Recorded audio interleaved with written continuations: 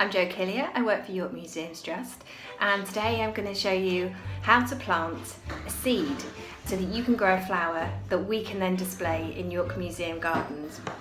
So what you need to do is take a pot. It can be any plant pot. The main thing is it needs to have holes in the bottom for drainage.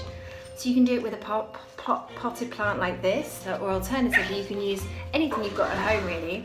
So an ice cream tub, margarine tub, saw the bottom off of a squash bottle. And then we're going to take some compost. So we've got some here, and what you need is to have about 1 inch from the top of the pot for your compost. Ours has got leaves and all sorts in it. Now if you haven't got compost and you've still just got soil, that's still okay. Just make sure you keep the soil nice and moist and make sure it's not got too many big stones in it if you take it from your garden. That's right, are you eating it? Oh dear. Now we're going to plant sunflower seeds today. These are really hardy and quite straightforward. They're a good one to start with. So first of all we need to stick our finger in the tub, the sunflower seed, in the pot. Can you add it in? Oh, okay, I'm not going to eat it.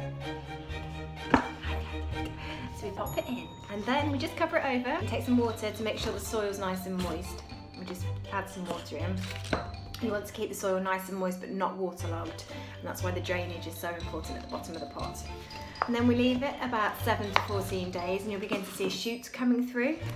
When it's really solid, when it looks solid enough, you can then transplant it into a bigger tub or into this earth. What we'd love you to do though, as it starts getting from seedling into something a bit more solid, is bring it down to York Museum Gardens when we reopen.